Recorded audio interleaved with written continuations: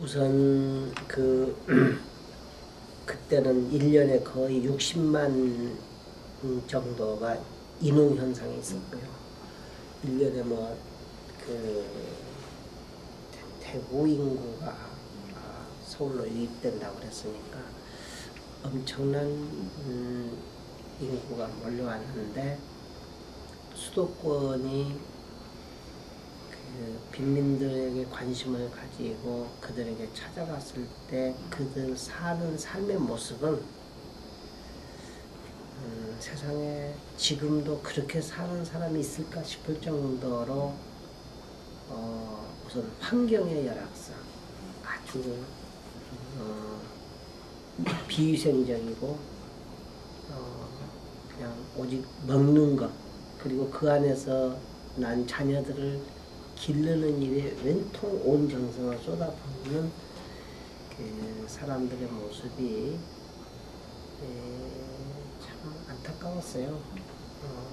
그리고 이제 공장이 자꾸 쓰면서 사람들은 청계천, 중량천, 봉천동 이런 데로 계속 꺼죽대기 집을 짓고 늘러가는데,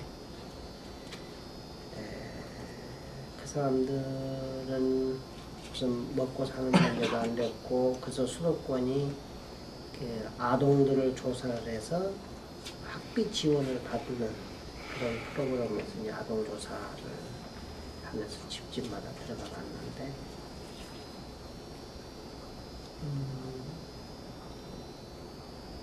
삶의 의미가 오직 그 생존밖에는, 먹고 살기 위해서 모든 걸 다 바치는 사람들을 그래 모습이었다. 그런데 정부는 그들에게 어떤 복지나 그들에 대한 어떤 대책 활동은 거의 없고, 어쩔 수 없이 터지는 사건에만 조금씩 관심을 갖고 지원하고 그랬죠. 그 예가 내가 성남에 들어가기 직전에 생겼던 광교단지 사건, 좋은 예인데요. 우선 빈민들이 살겠다고 들어가서 딱지 파는 사람들한테 농락당하고, 그리고 거기 주저앉아서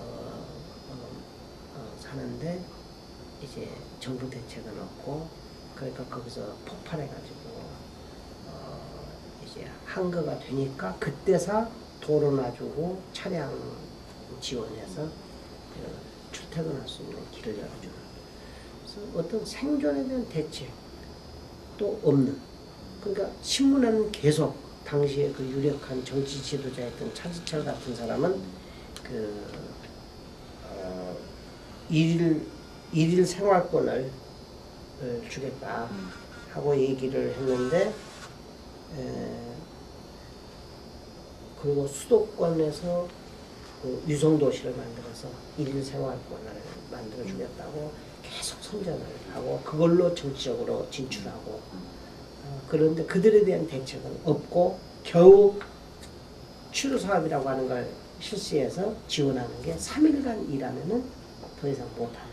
근데 여기에 우리가 그걸 어떻게 조직을 하고 대응을 할 것인가 해서 이제 아까 얘기한 그 실업자 대책위원회 같은 걸 만들어서 조직적 투쟁을 하니까, 그건 또 어쩔 수 없이 여기에 이제 안 들어주면은 또 사건이 일어날까 봐서 그냥 우리 쪽에다가는 배려를 해주는 이런 정도의 어떤 교육 행정이 아니고 임시 대응적 행정을 통해서 그냥 무마해가는 그런 정도의 수준이었다고 하죠. 나는 수도권은 민주화운동의 산실이었다고 봐요. 왜냐하면은 당시에 조직적으로 민주화운동을 기획하고 훈련하고 사람을 배출한 기관이 거의 없었습니다. 물론 이제 노동운동 하는 산업성에서 노동운동하는 분들이 있었지만 그 우리만큼 다양하게 언론인들하고 정치하는 사람들하고 또 학생들하고 이런 힘들을 묶어가면서 역동적으로 다양한 일을 풀어온 것은 우선 거의 그때는 전무했던 시절에 수도권의 역할은 컸다. 그래서 이제 그 이은상, 뭐 이효상, 그 공화당의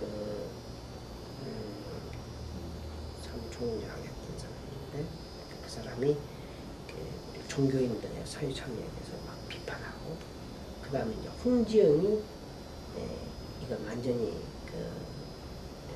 저기 색깔론으로 해서 이제 이론을 정립해내고, 그런 것은 또 우리 집단에 대한 그 사람들의 그 위기의식 때문에 나온 현상이다. 그래서 당시는 의식화라고 하는 그 단어 하나 때문에도 사회적인 논란거리가 되고, 의식화는 바로 그 사회주의자들이 쓰는 거다 해서 우리를 색깔론으로 매도하고 그랬죠. 근데 기독교 신을 가진 그 개혁 의지를 가진 사람들이 할 수 있는 최선의 몸짓을 해온 것은 당시에 박형규 목사님이라고 하는 큰 어른이 딱 그 중심에 버텨주고, 그리고 우리 활동을 아주 멋지게 디자인할 수 있고 기획해내는 권호경 목사의 역할이 같다. 그리고 이제 사람들을 연결하고 동원하는 능력이 특출한 김동환 목사라고 하고, 이런 속에서 이제 지역의 활가들이 자기 역할을 할 수 있는 그런 틀들을 짜놨다. 그렇게 보면서 내 생애에도 이런 분들을 만나게 된 것은 대단히 참 다행스럽고 고맙고, 이분들을 못 만났더라면 내 인생이 어땠을까 생각을 해볼 때가 있습니다.